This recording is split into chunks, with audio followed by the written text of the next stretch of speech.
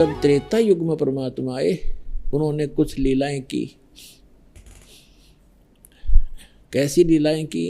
रे नल नील यतन करे हार, तब सतगुरु से करी पुकार। रे नल नील यतन करे हार, तब सतगुरु से करी पुकार।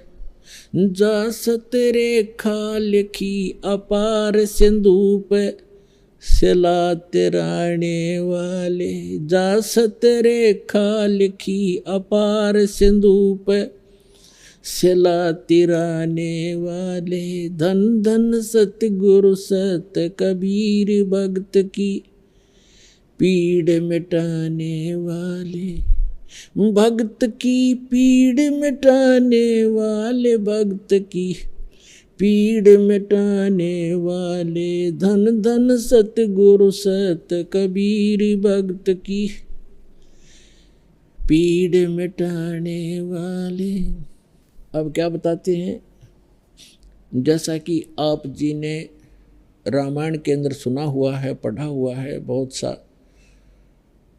कि समुद्र के ऊपर पुल के बनाने का जो प्रकरण था, हम बहुत प्रकार से सुना करते थे। कभी कोई कहता था श्री राम ने समुद्र पर पत्थर उतरा दिए, और कोई कहता था कि हनुमान जी ने उस पर राम नाम लिख दिया, पत्थर तैर गए। कोई कहता था नल नील के हाथों में एक ऐसी शक्ति थी, उनके हाथ से पत्थर डूबते नहीं थे, उससे तेरे। ये था खिचड़ी ज्ञान, इनकम्प्लीट नॉलेज। कहते हैं little knowledge is the dangerous thing. ये अधूरा ज्ञान था जिसका कोई सिर पैर नहीं था। अब उस नल नील तेरे, या श्री राम से तेरे, या हनुमान ने उस पर राम लिख दिया उससे तेरे, कोई एक फाइनल तो करो। अब ये फाइनल होगा। ये नल नील कौन थे? ये दोनों आपस में मौसी के बेटे थे, यानी इनकी माताएं बहन थी, और इनके ऊपर तीन ताप का बहुत भयंकर दुख था, जिस कारण ये मेंटल हो गए थे। सब ऋषियों से और सभी उपचार करने वाले, झाड़ फूक करने वाले, या जितने भी वैद्य थे, सब करवा के वो थक चुके थे। ऋषि महर्षियों ने कहा कि इनका प्रारब्ध के अंदर ये दुख है, ये आजीवन बना रहेगा, इनकी किस्मत में लिखा हुआ है, इसको कोई चेंज नहीं कर सकता। लेकिन फिर भी आत्मा जो है परमात्मा की तरफ आकर्षित रहती है, उसका वो यहाँ संतोष नहीं करती कि अब मेरा इलाज नहीं है, फिर भी सोचता है कि कहीं ना कहीं अवश्य भगवान कभी सुनता है जीव की।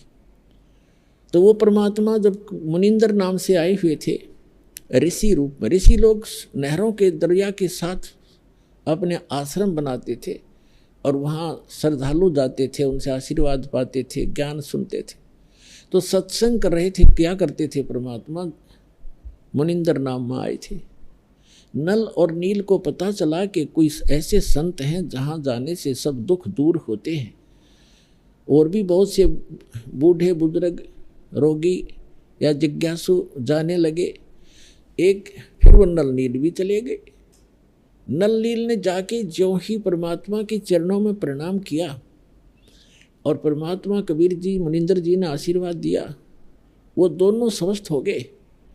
नहीं तो उनको पता नहीं था, ऐसा बुरा हाल था उनका। कभी आंखें ऐसी थी, लाल पड़ते, मुख से लार गिरती थी, ऐसी स्थिति थी उनकी। मेंटल से हो गए थे, आंखें भी टेढ़ी टेढ़ी थी। तो दोनों स्वस्थ हो गए।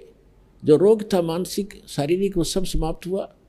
तो मुंह की तरफ देखते रहे और कहा, भगवान ओहो, आप कहाँ छुपे थे मेरे दाता, आप कहाँ छुपे थे? हम सब जगह थक लिए थे, हमें कोई राहत नहीं मिल रही थी, और खड़े होकर बता रहे हैं, देखो हम स्वस्थ हो गए, ये तो भगवान आए हैं, सर्वशक्तिमान है, ये पूर्ण परमात्मा है, ये महर्षि भगवान के ही स्वरूप हैं।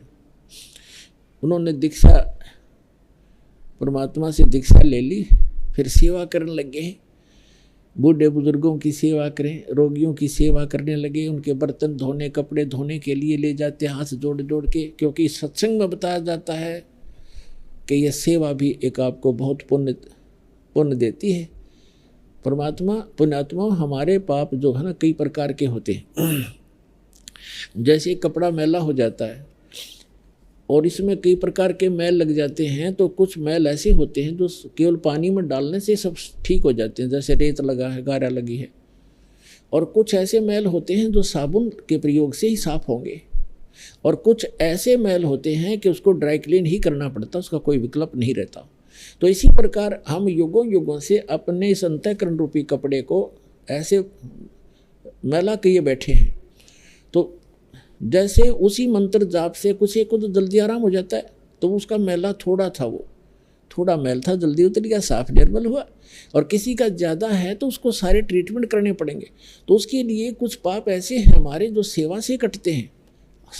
आर्थ से सेवा करें, कि तो रोटी पोवे, कि तो बर्तन साफ करे, झाड़ू लावे, मैट बिछावे, कोशिश करे। अगर कोई नहीं करने देता है कि नहीं हम कर लेंगे तो वो दूसरी बात है, पर आपकी नीयत नहीं हो रहा है, हम भी कोशिश करें थोड़ी बहुत सेवा बने भगवान की, तो उससे आपको बहुत लाभ होता है।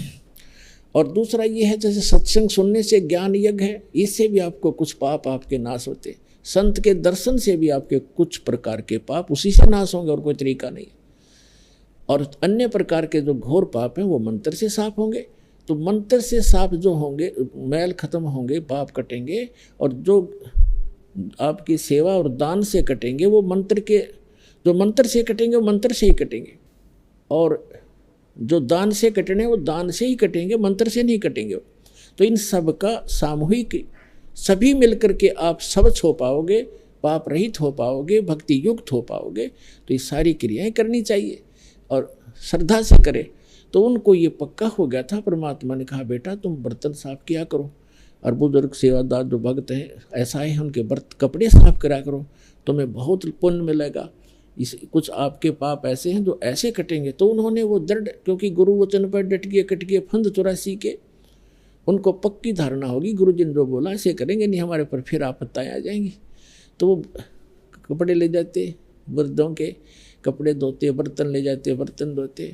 तो वो बैठकर चर्चा करने लगे। पहले ऐसे था, साबुन सुबन थे नहीं, पानी में भिगो दिए बर्तन, आध घंटा घंटा उनको भिगोना पड़ता था, फिर उनको साफ करना पड़ता था, ऐसा तरीका था। तो बर्तन भिगोकर वो बैठ जाते वृक्ष के नीचे, दरिया के किनारे। उधर से दरिया के बहाव में कुछ बर्तन बह जाते थे, उनको पता नहीं होता। फिर वो चर्चा करते, जो सत्संग में सुनकर जाते थे वो चर्चा करते और अपने दुखों को याद करते। अब देखो हम सब ने कह दिया था आपका रोग कहीं नाश नहीं होगा, आपने सदा भोगना पड़ेगा, और देखो भगवान के दर्शन आशीर्वाद होते ही मैं स्वस्थ हो गया।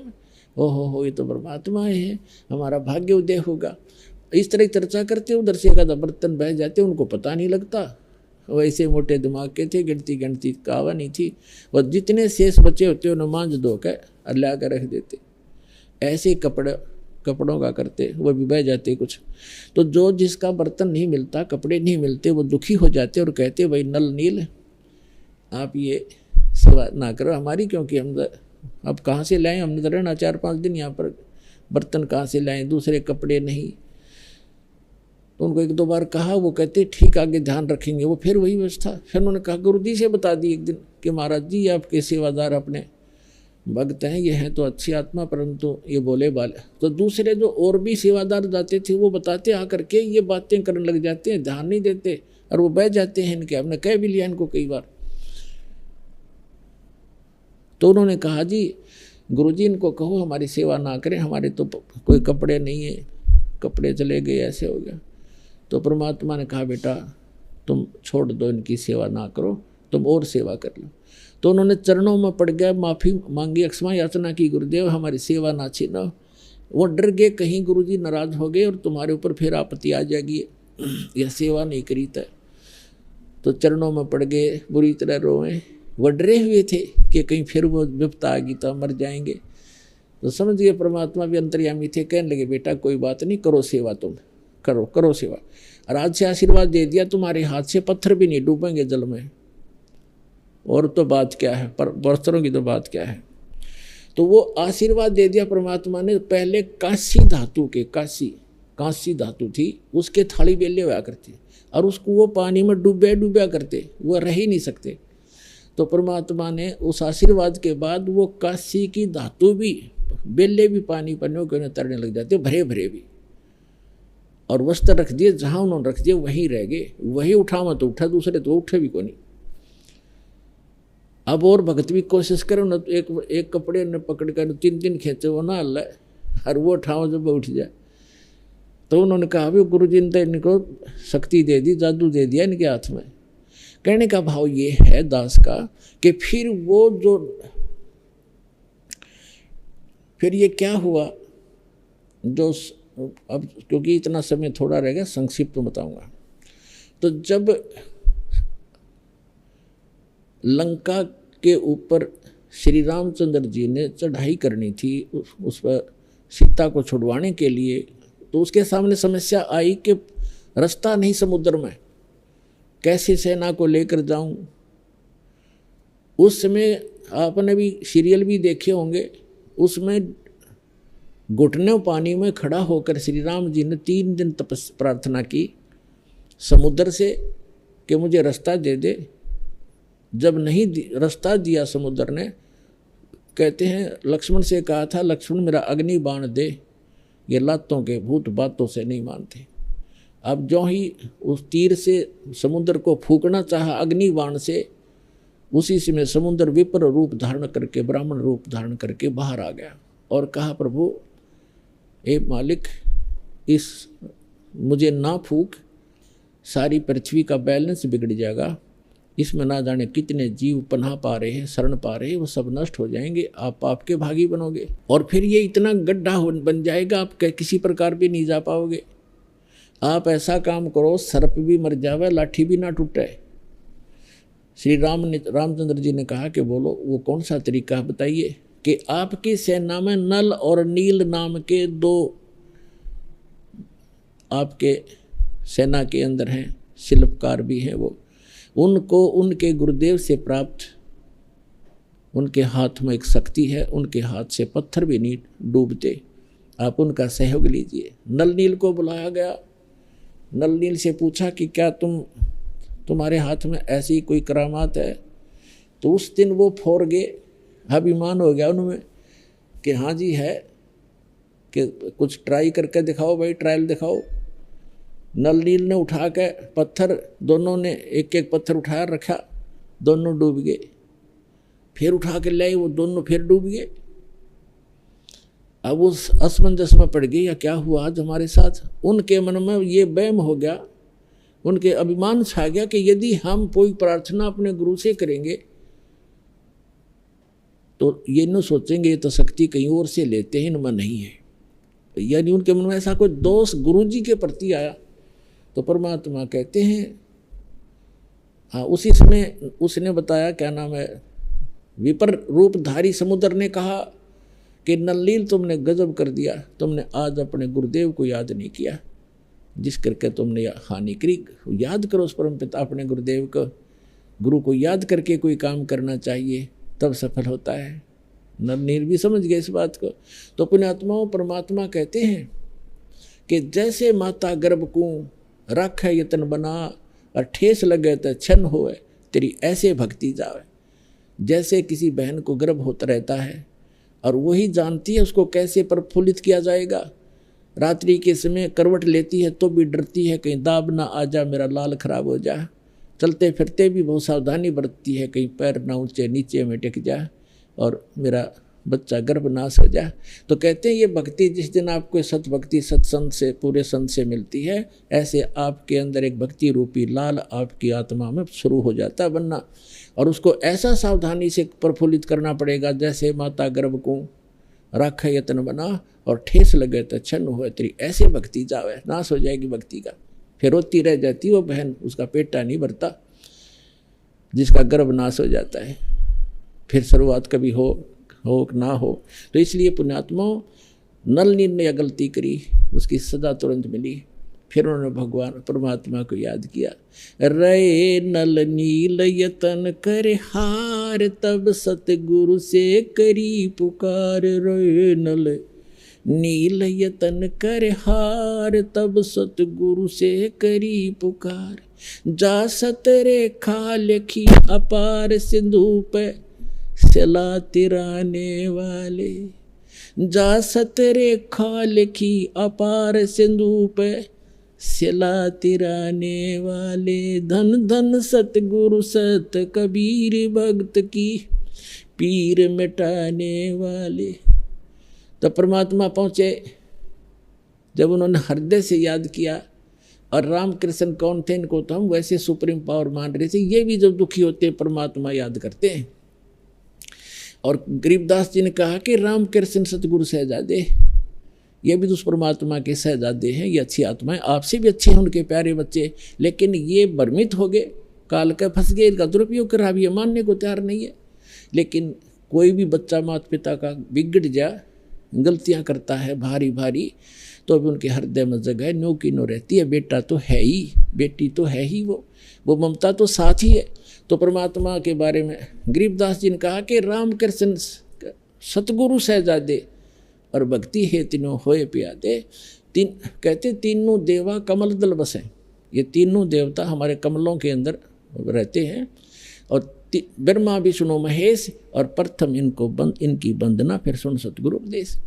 तो रामकृष्ण श्री राम ने भी फिर देखा भी समुद्र, ये नल्ली लाड़ी बात भी बिगड़ गई। अब क्या होगा, जो भगवान को ही याद करता प्राणी हार के, तो उसका भी दुख निवारण करना था श्री रामचंद्र का भी, और नल नील को भी शिक्षा देनी थी। हमारे लिए प्रमाण छोड़ना था कि बकवाद नहीं चला इस भक्ति मार्ग में, आज जीवन सावधान रहना पड़ेगा। तो परमात्मा आते दिखे दूर से। किसी ने कहा कि ये महर्षि महात्मा कौन आ रहे हैं, नल नील की नजर गई कि तो गुरुजी आगे हैं, सतगुरु आगे हैं। बहुत जगह चरणों में दंडोत प्रणाम किया, तब तक भगवान निकट आ गए। तब श्री रामचंद्र जी ने अर्ज किया कि भगवान मेरे हे ऋषि जी, मेरे ऊपर बहुत बड़ी आपत्ति है। सारी कथा सुनाई। परमात्मा बोले मुझे पता है, और कहा कि ऐसा दुर्भाग्य है मेरा कि आज आपके इन शिष्यों के हाथों में भी यह शक्ति नहीं रही, इनके हाथों से भी पत्थर नहीं तैर रहे, मेरा दुर्भाग्य है। तो परमात्मा ने कहा कि अब इनके हाथों से कभी तैरेंगे भी नहीं, क्योंकि इनमें अभिमान सा गया। तब श्री रामचंद्र जी ने कहा जी फिर मेरा क्या होगा। परमात्मा बोले करता हूँ इलाज। एक सोटी ले रखी थी परमात्मा ने, डंडी हाथ में छड़ी, डोगा सा, कहने लगे मेरे साथ साथ आ जाओ। एक बहुत बड़ा पहाड़ था, उस पहाड़ के चारों तरफ परमात्मा ने ऐसे अपनी उस सोटी ते, छड़ी ते, डंडी ते रेखा खींच दी कि इसके बीच बीच के पत्थर मैंने हल्के कर दिए, उठाओ और पुल बनाओ। तब वो पत्थर तेरे थे भाइयों। अभी तक कोई का राम ने तार दिए, कोई का नल नील ने तरा दिए, कोई तो श्री राम हनुमान ने राम का नाम लिख देता है तेरे गए। हनुमान तो अपना दैनिक क्रिया करा करता, वो तो पत्थर पे वैसे लिख लेता था राम राम राम, ताकि सामने वाले भी देखें। क्योंकि भक्ति जो करनी होती है वो मंत्र काम करते करते करना होता है। तो उस राम राम जाप नहीं था उनका, तो राम को तो सिर्फ सामने वाला पढ़ेगा देखेगा तो भी 2 बार तो राम राम कहेगा। इस तरह वो क्रियाएं थी, बाकी उनसे राम नाम से वो नहीं तरह था। अब कहते हैं जगत का पेखना पेख्या, धनी का नाम ना लेखा। अब एक दूसरे के सिर पर धरे बैठे, उसने ऐसे कर दिया, उसने ऐसे कर दिया, किंतु जो करने वाले का तो जिक्र भी नहीं। तो इस प्रकार वो त्रेता युग में आए थे भगवान मुनिंदर रूप में परमात्मा। उस समय नल नील को स्वस्थ किया और श्री रामचंद्र जी के ऊपर जो पहाड़ जैसा दुख था वो पुल बनवाया। और परमात्मा कहते हैं कि धर्मदास जी को समझाते हैं कि तुम इन राम कृष्ण को भगवान मान बैठे, किस आधार से? एक छोटे मोटे इनकी लीला देखकर कैसे कि श्री कृष्ण जी को तुमने राम मान लिया, भगवान मान लिया कि उसने गोवर्धन पर्वत उठा लिया, गिरिराज बोलो जिसने। और आपके पुराण बताते हैं, आप खुद कथा सुनते और सुनाते हो कि शेष नाग सारी सृष्टि न ठारा, जिसको ऊपर पृथ्वी भी सारे लोग ग्रह भी प्रह भी। तो एक पहाड़ के ठाण तो भगवान मान लिया, तो शेष नाग क्यों नहीं माना तुमने परमात्मा? और फिर आप ये भी कथा सुनते हो श्री राम के उसमें कि द्रोणागिरी उठा कर ले आए भगवान, ये हनुमान जी द्रोणागिरी उठा ले, तो इनमें भगवान हनुमान भगवान क्यों नहीं? क्या बताते हैं कि गोवर्धन श्री कृष्ण धारो, और द्रोणगिरि हनुमंते, शेष नाग सब सृष्टि उठारा, इनमें कौन भगवंते। फिर क्या बताते हैं, कहते हैं समुद्र पाट लंका गयो, वो सीता को भरता रे, और अगस्त ऋषि ने ये सातों पी लिए, इनमें कौन करता रे।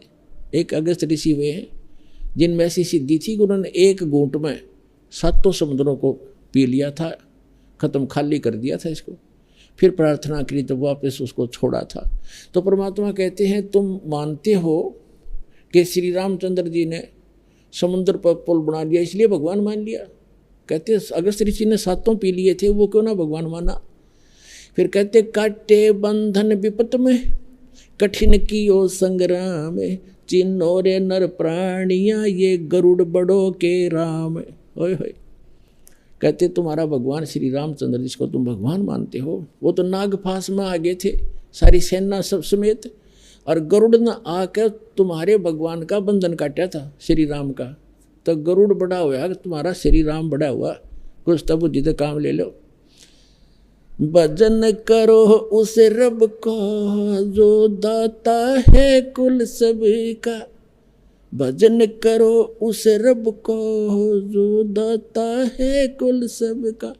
वो है कबीर इज गॉड, धानक रूप रहा करतार, अनंत कोट ब्रह्मांड का, एक रति नहीं भार, और सतगुरु पुरुष कबीर है ये कुल के सरदनार। हम सुल्तानी नानक तारे दादू को उपदेश दिया, जात जुलाहा भेद नहीं पाया, वो काशी माए कबीर हो। बोलो सतगुरुदेव।